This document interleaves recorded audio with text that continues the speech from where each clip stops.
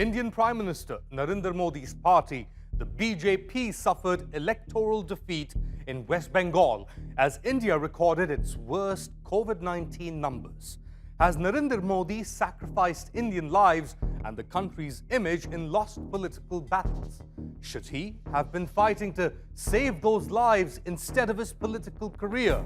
This is India's coronavirus catastrophe, Decoded.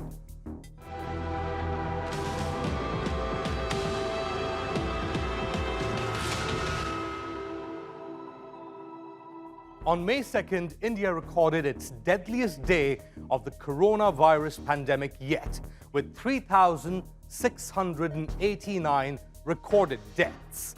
A day later, on May Day, India became the first country in the world to cross 400,000 daily cases of the coronavirus. It pushed the total number of dead from COVID-19 in the country to almost 220,000 dead. And the reason? Lack of oxygen cylinders and emergency room beds to cater to the tens of thousands of COVID-19 patients who had lined up outside of hospitals. The oxygen shortage and the inability of the government to provide it became so acute that the Embassy of New Zealand had to make an online appeal for oxygen tanks, a tweet for which they later had to apologize to the Indian government. Scientists had warned the government 2 months ago of a new and more contagious variant of the coronavirus taking hold in India.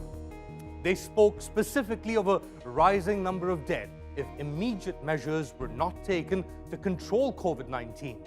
But the government ignored these warnings. Instead, it allowed one of the largest religious gatherings anywhere in the world, the Kumbh Mela, in which an estimated 3.5 million people took part this year.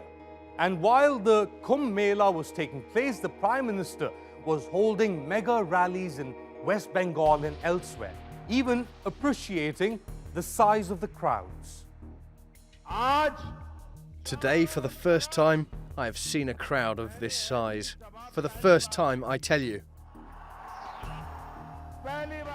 And the aftermath? Unofficially, doctors and researchers say the real numbers of dead is likely 10 times as much as the official figures indicate, because most COVID-19 deaths have gone unreported as they happen outside of hospitals, at home or elsewhere. Relatives have lost loved ones waiting outside hospitals that have run out of oxygen and ICU beds. Those asking for help on social media have themselves been abused and threatened. Crematoriums in the capital, New Delhi, have reportedly been cremating up to 600 bodies every 24 hours.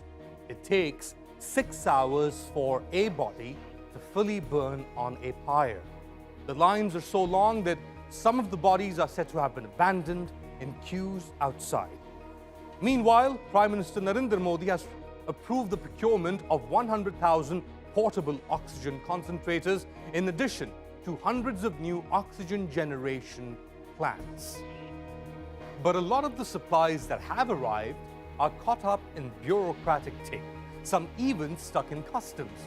In the black market, an oxygen cylinder, which would normally cost $81 to $135 depending on size, now costs anywhere between $800 to almost $1,400. The question is, how long can Modi survive politically as his countrymen die in their thousands around him? Tell us what you think on YouTube, on our comments page. I'm on Twitter at Ali_Mustafa.